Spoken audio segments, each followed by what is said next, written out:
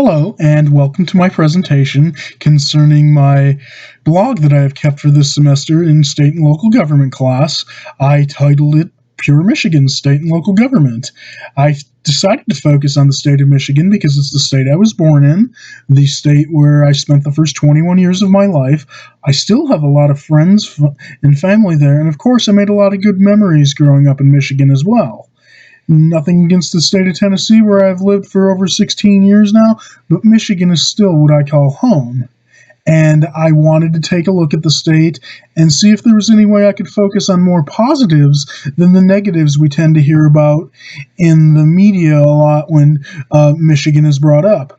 Unfortunately, I have to say, after 3.5 months of research and watching things unfold there aren't a lot of positives going on in the state and local government in Michigan. Everyone knows about the Flint water crisis, which was a colossal failure of government on every level, from the local government in the city of Flint to the state government in Michigan, where many people, including myself, do not think that Governor Rick Steiner has been held accountable as of yet for his role in that crisis, and it is the belief of many that he still could be impeached, and if he is, many would say that'd be rightfully so. There was also a failure of government on the federal level in Flint concerning this, where EPA officials did not do their jobs correctly and were subsequently relieved of their positions. As far as other problems that the government has and has had in Michigan, the city of Detroit, of course, is the major population center in Michigan still, although it has declined quite a bit from the time I was growing up there in the 80s, when Detroit had over 1.5 million people living there in the metro area. Now the metro area has just over 700,000 residents.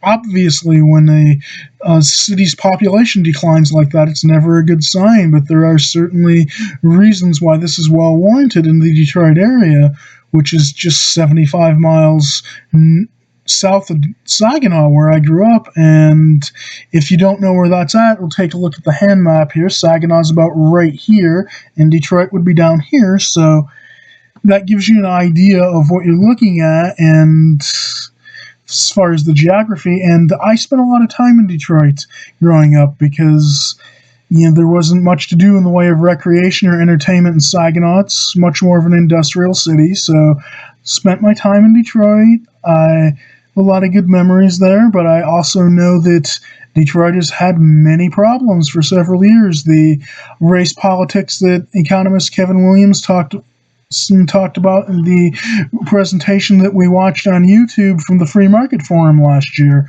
as well as the corruption in the mayor's office under former mayors Kwame Kilpatrick and Coleman Young, have played a huge role in Detroit's decline.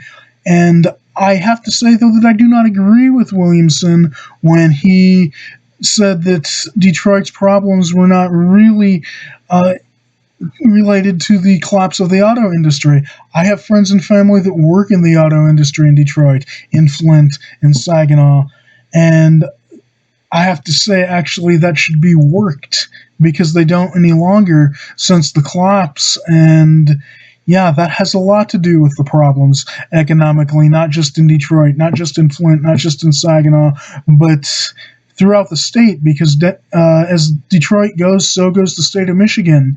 However, we are seeing the auto industry rebound, thankfully, and hopefully that means in good time, with good government, Detroit will rebound too, because there's nothing more I would like to see than Detroit come back economically, so the state can do that as well, because, once again, I still have a lot of love for the state of Michigan.